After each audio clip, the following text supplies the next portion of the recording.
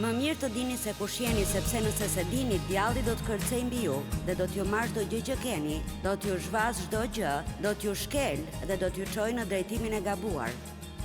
Por kur e dini se kush jeni në Krishtin, atëherë e dini se jeni të dashur dhe e dini se jeni të vlefshëm dhe e dini se bëni gabime, por dini më mirë se Perëndia është më i madh se gabimet tuaja.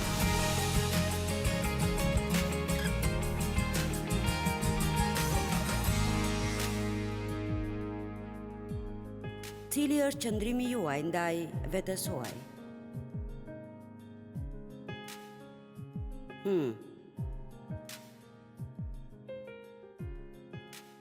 A ju pëlqen vetja juaj? Qenë kanë disa njerëz atje, por e dini, unë kalova shumë vite duke mos e pëlqyer veten time. Madje në një farë mënyre duke u përballur me urrëtitjen për veten, sigurisht me mohimin e vetvetes. Për shkak të shumë gjërave që më ndodhën ndërsa isha duke u rritur, mendoja se në një mënyrë apo një tjetër ishte faji im. Dhe kështu më lejoni të filloj duke thënë se nëse dikush ju ka keq trajtuar, apo ju ka zhvlerësuar, apo ju ka abuzuar, apo ju ka kritikuar, apo ju ka gjykuar, apo ka bërë diçka që ju ka plagosur, pa dija e tij nuk është faji juaj.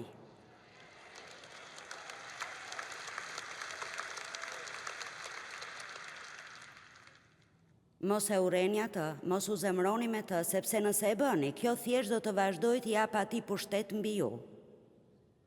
Ajo gjë që duhet të bëni është të kuptoni burimin, ta shkundni, ta lini mënjan dhe të vazhdoni jetën tuaj. Amen? Dhe të jemi sinqert, u përpoqja për shumë kohë t'i doja njerëzit pasi u bëra e krishterë dhe fillova të studioja fjalën e Perëndisë. Dëgjova shumë mesazhe për dashurinë për njerëzit dhe mund t'i kuptoja ato nga fjala. Perëndia do që ne t'i duam njerëzit dhe unë doja t'i doja njerëzit dhe doja t'isha e duruar me njerëzit dhe doja t'isha e mëshirshme me ta, por dukej sikur nuk mund t'i bëja ato. Dhe kjo gjë më asaronte shumë, sepse ndihesha sikur zemra ime ishte e drejtë, doja të bëja të drejtën, por thjesht dukej e pamundur. Dhe Perëndia filloi shumë vite më parë të më zbulonte se arsyeja pse nuk mund t'i doja njerëzit ishte sepse nuk doja veten time. Nuk mund të isha e mëshirshme me njerëzit sepse s'dija si të pranoja mëshirën e Zotit për mua, isha e ashpër me veten, dhe nëse jeni të ashpër me veten, do t'jeni të ashpër dhe me të tjerët. Forca tani. Dhe një nga gjërat që kam mësuar në këto 42 vite që kam pasur privilegjin të predikoj fjalën është se ju nuk mund të jepni diçka që nuk e keni. Kështu që mos u përpiqni t'u jepni njerëzve diçka që nuk e keni as për veten tuaj. Dhe dëgjoni, Perëndia na pajis ne, ai siguron për ne të gjitha gjërat që na nevojiten për të dalë në botë dhe për të bërë çdo gjë që ai dëshiron të bëjmë. Ne kemi gjithçka që na duhet.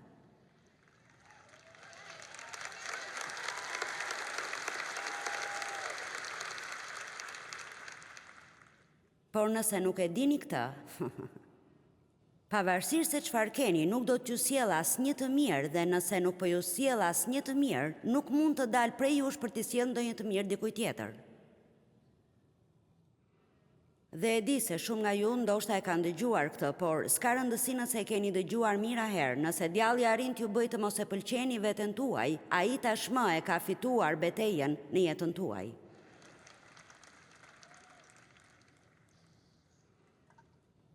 Cili është qëndrimi juaj ndaj vetes tuaj? Cila është marrëdhënia juaj me veten tuaj? Si ndiheni dhe si mendoni për veten tuaj? Sa kohë kaloni duke menduar për gjërat që nuk shkojnë me ju, dhe se çfarë nuk mundeni, dhe çfarë nuk bëni, dhe çfarë nuk bët, dhe ç'duhet të bënit, krahasuar me apo a ndodh ndonjëherë që qëllimisht të mendoni se cilat janë dhuntit tuaja dhe pikat e forta? Dëgjoni, ne mendojmë, po mund të mos jetë mirë që të ri gjithkohon duke menduar sa I mirë jam. Mirë, nuk po them se sa të mirë jeni ju në veten tuaj, po them të mendoni për atë që Perëndia ka bërë për ju dhe për atë që ka investuar në ju dhe për ato që ju ka dhënë. Po ju them diçka, ka shumë gjëra që unë nuk jam, por unë hoqa dorë nga të menduarit për këtë shumë kohë më parë dhe në fakt, qëllimisht ndonjëherë mendoj se në çfarë jam e mirë. Unë jam komunikuese e mirë, unë jam shumë besnike, unë jam shumë e përkushtuar, unë jam shumë e dedikuar dhe jam njeri që vërtet punoj shumë. Tani, unë e di se jam gjithashtu edhe e paduruar. Unë mund të pres nga njerëzit ndonjëherë më shumë nga sa mund të më japin dhe mund të vazhdoj, por sinqerisht nuk dua.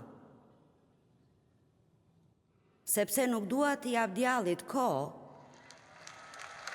që të mendoj më apo të flas më për gjërat që nuk shkojnë tek unë, sepse Perëndia dinte çdo gjë që nuk shkonte tek unë kur më zgjodhi.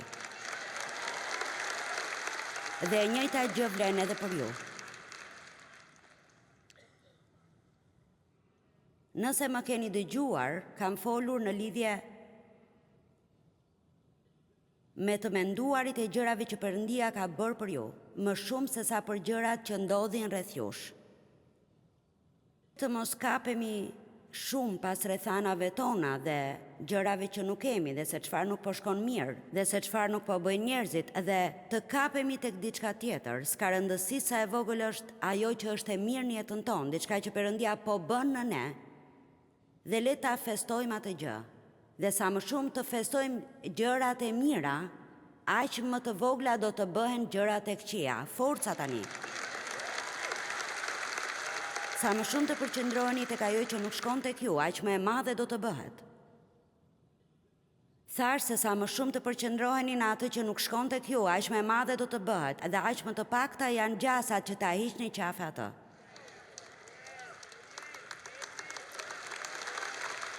Tani do t'ja them kësa janë e këtej. Sa më shumë të përqendroheni në atë që nuk shkon tek ju, aq më të pakta janë gjasat që ta hiqni qafe atë dhe më e madhe do të bëhet në jetën tuaj. Nëse mendoni se jeni rëmuj tani, vazhdoni të përqendroheni te kjo gjë dhe thjesht mendoni se sa shumë më keq nga sa jeni tani do të jeni në këtë periudhë vitin tjetër.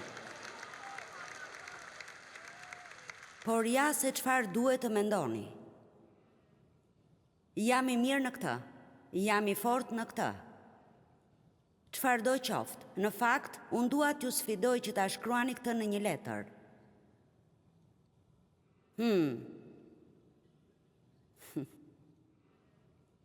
Po, ky është një mendim I ri, apo jo? Të bëj një listë të pikave të forta, një listë të gjërave ku jam I mirë. Djalli jo vetëm që nuk do t'i mendoni këto, por sigurisht që nuk do as t'i shkruani ato diku. Perëndia im, ky është një element tjetër I të marrit një zbulesë.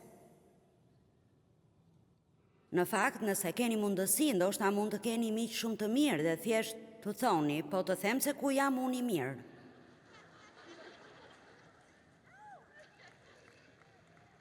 Unë qëndrova para jush dhe thash, vërtet, duhet t'jetë dikush që ju kupton dhe e di se çfarë jeni duke bërë, por është mirë ta thoni me zë, ta bëni të ditur. A mund t'ju them diçka? Ju lutem, më dëgjoni. Ka më shumë gjëra që shkojnë tek ju se sa gjëra që nuk shkojnë.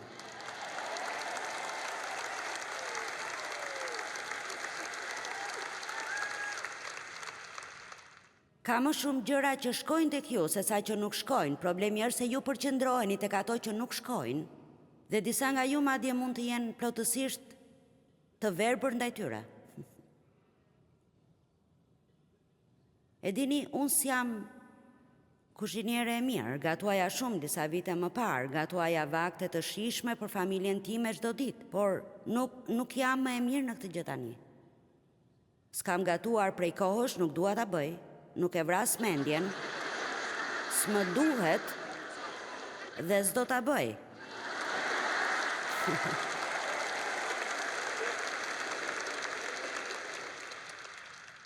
U përpoqa disa vite më parë të bëja disa veshje për familjen time, i bëra David një palë pantallona të shkurtra,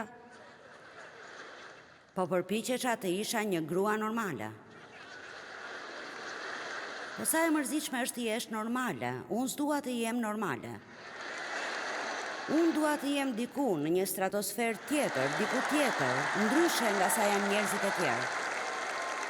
Dhe nuk po them që ju nuk jeni të vlefshme nëse bëni veshje për familjen tuaj, mendoj se është e mrekullueshme, ju përgëzoj. Dhe ndonjëherë dëshiroja ta bëja këtë, por nuk dëshiroj ta bëj më tani. Së pari nuk do ta kaloj jetën duke dëshiruar diçka që s'do ta kem. Qëndroni tek vajosja juaj, duhet të qëndroni tek dhuntit tuaja dhe të filloni të përkushtoheni gjërave ku jeni të fortë, në vend që të kaloni kohën duke u përpjekur të jeni të fortë në ato gjëra ku nuk keni qenë kurrë.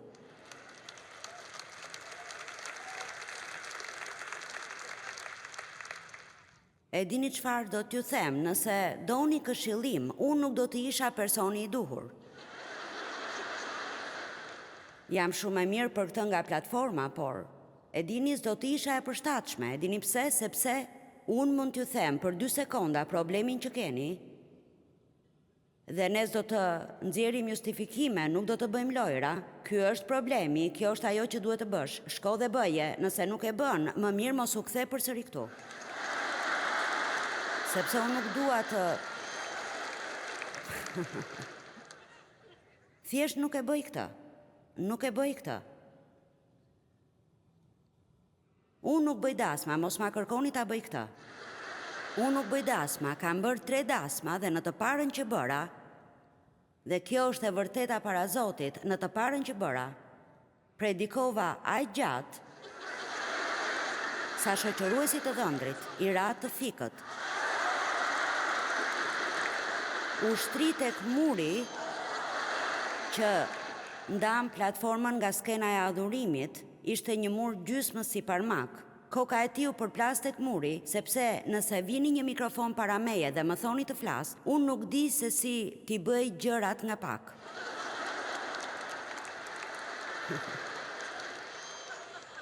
I ra të fikët. Nuk e dija se duhet i martoja njerëzit me shpejtësi, mendova se ishte mundësi për t'u treguar si të jetojnë jetën dhe të shkojnë mirë me njëri tjetrin.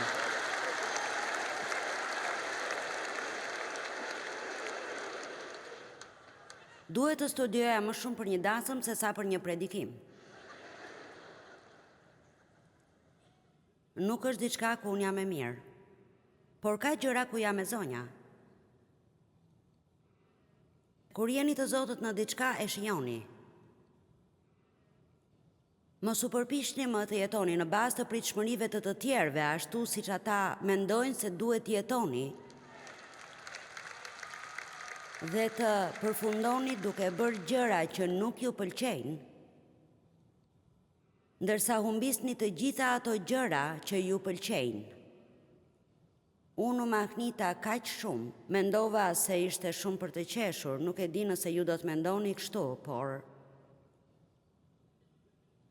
unë kam marrë trajtime kriogjenika, e dini se çfarë janë ato? E dini?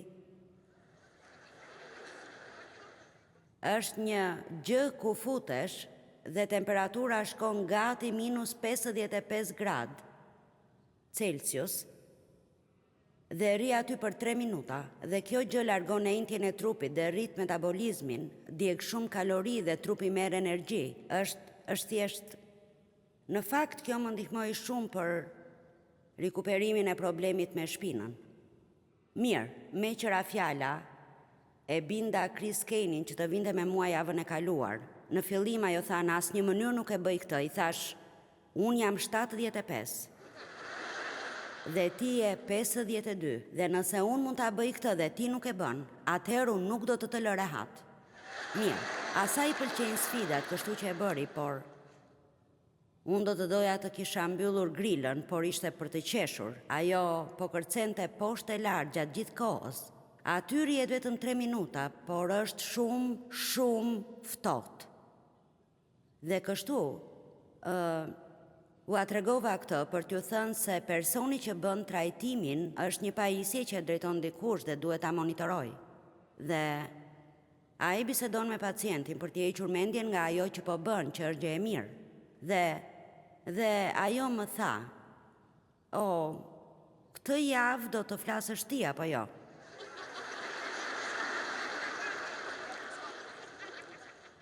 Dhe unë thash: "Po, kështu është." Mendoj se ajo se kishte iden.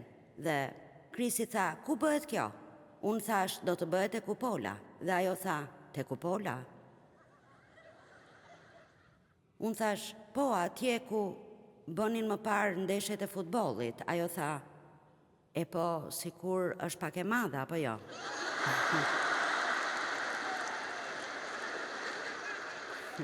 Unë thash: "Po, do të vi gati 25.000 gra." Dhe ajo tha: "Vërtet?" Mendova se ishte për të qeshur, a më imagjinoni do të mua duke folur pak? Është thjesht nuk do të ndodh. Dhe kështu, le të marrim Joelin që i mëson përmendësh mesazhet e tij fjalë për fjalë. Mund të predikoj të njëjtin mesazh 3 herë. Ju mund t'i printoni, t'i vini faqet mbi njëra tjetrën dhe do t'jetë fjalë për fjalë për fjalë.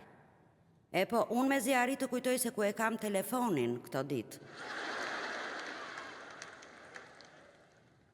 S'kap se t'jem si ai s'kap se t'jetë si unë, ju s'kap se t'i jeni si dikush tjetër, forca, thash nuk kap se t'i jeni si dikush tjetër.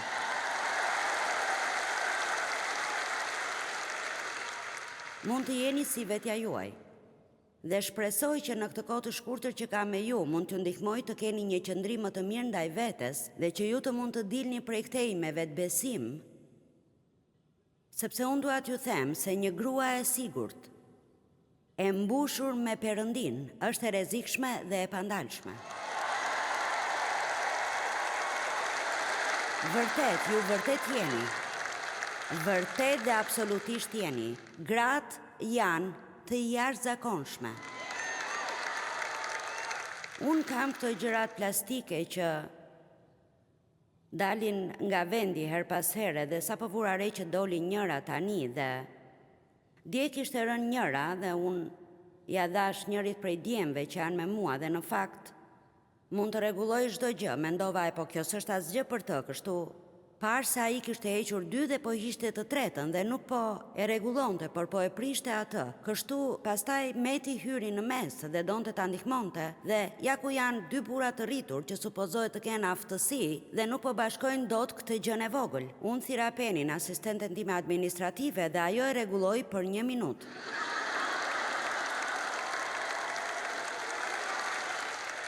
Njëherë tjetër, 3 burra nuk po rregullonin dot çelsin e dritës. U desh një ushtrim e burra që të rregullonin çelsin. Dhe ndoshta një grua mban gjithmonë me vete një kaçavit të vogël në çantë dhe mund të vinte dhe ta rregullonte për 1 sekondë.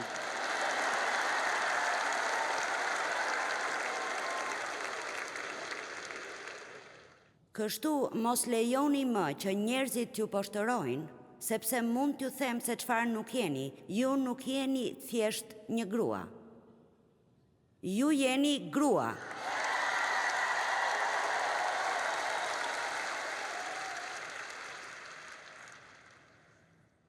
Dy nga marrëdhëniet më të rëndësishme që keni janë numër 1 marrëdhënia me Perëndin, numër 2 marrëdhënia me veten tuaj. Nëse keni marrëdhënien me Perëndin në rregull dhe marrëdhënien me veten tuaj në rregull, nuk do të keni probleme me askënd tjetër. Kjo s'do të thotë se nuk do të sfidoheni me njerëzit ndonjëherë apo me njerëzit që janë pak të vështirë, por më mirë mos u përpiqni më të shkoni mirë me gjithë të tjerët kur nuk shkoni dot mirë me veten tuaj. Shumë njerëz nuk e pëlqejnë veten e tyre dhe nuk e dinë se kjo është rrënja e problemit. Unë se kuptova këtë derisa Perëndia ma mësoi, prandaj nuk mund të doja askënd tjetër. Nuk e doja veten time dhe s'po them të bini në dashuri me veten, po them ta doni veten në mënyrë të balancuar. Qëndrimi juaj ndaj vetes suaj ndikon në marrëdhënien tuaj me njerëzit e tjerë. Edhe pse na është thënë në fjalën e Perëndisë që të mos mendojmë për veten më lart nga sa duhet të mendojmë, kur nuk na thuhet të kemi një opinion poshtërues për veten tonë. Dhe mund t'ju them se s'është e perëndishme ta bëjmë këtë.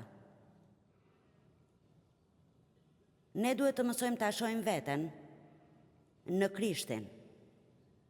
Ta shohim veten tonë në mënyrën se si na sheh aty ynë qellor, në Krishtin. Nëse jemi të rënjosur thellë në Krishtin, Gjoni 15 thot, nëse qëndroni në mua dhe fjala ime qëndron në ju, do të jepni shumë fryt. E dini pse? Nëse qëndrojmë në Krishtin, nëse qëndrojmë në të, ajo që ka rënja dhe Jezusi është rënja, do të kaloj në hardhi e pastaj tek shërmendet. Ne do të bëhemi gjithmonë më shumë si Jezusi dhe do të përqëndrohemi tek ajo që ai ka bërë në ne, më shumë se tek ajo që nuk shkon tek ne. Kush jeni ju? Nëse nuk e dini se kush jeni, djalli e di që ju nuk e dini se kush jeni. Dhe nëse ju nuk e dini se kush jeni, ai do t'ju shkel vazhdimisht me këmbë, sepse edhe pse ju mund të lexoni shkrimet për autoritetin tuaj mbi të dhe mund të këndoni këngën Hej djall, derisa të mos keni më zë, djalli thjesht do të tallet me ju. Ju duhet të dini se kush jeni. Ju duhet të dini, unë jam bija e Perëndis. Ai më do mua, ai dërgoi birin e tij të vdiste për mua. Unë jam unike, e veçantë dhe jam e fuqishme dhe unë mund të bëj diçka që askush tjetër s'mund ta bëj. Dhe nuk do t'i lejoj më kurrë njerëzit të më poshtërojnë dhe nënveftsojnë dhe të më ulin dhe të më fyejnë.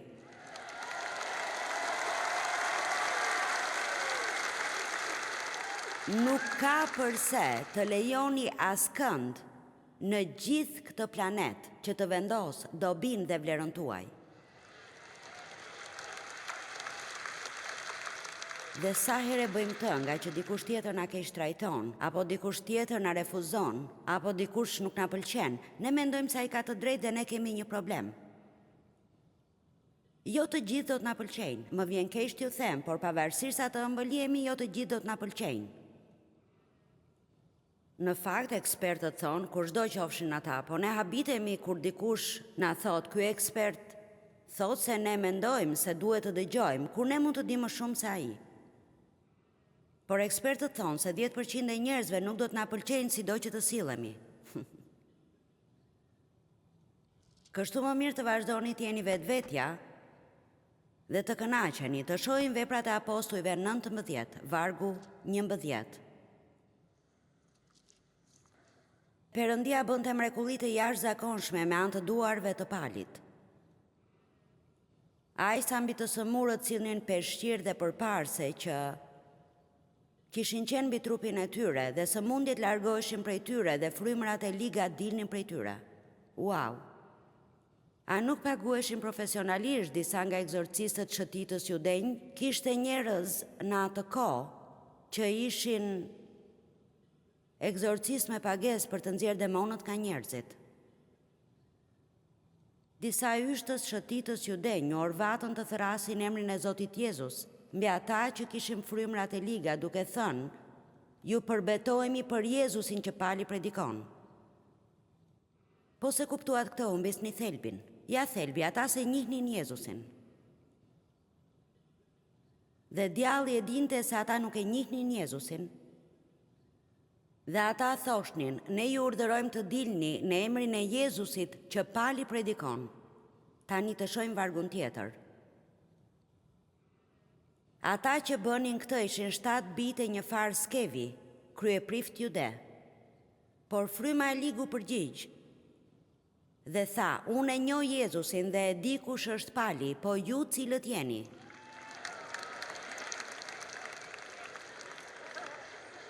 Po ju them diçka. Djalli na e thot këtë edhe neve. Kush kujton se je ti? Sa herë në jetën time mendoni se e kam dëgjuar këtë, sidomos në fillimet e mia kur doja të filloja këtë shërbes. Kush kujton se je ti? Ti je askushi nga askundi, ti nuk e as arsimin e duhur, ti nuk e as diplomat e duhura, ti nuk je një teologe. Kush je ti dhe kush do të dëgjoj ty?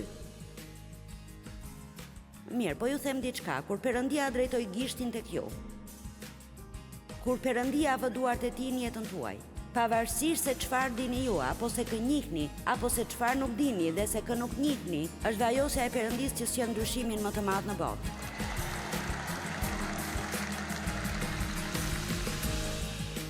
Mirë, dua ta them përsëri, nëse djalli arrin t'ju bëjë të mos e doni veten, ai tashmë ka fituar betejën në jetën tuaj. Mësoni ta shihni veten ashtu siç ju sheh Ati juaj qellor, dhe kjo është në Krishtin. I zgjedhur, i vlerësuar, ai ju do, ai ju ka dhënë dhunti, ju vërtet jeni të mrekullueshëm dhe duhet ta shihni këtë.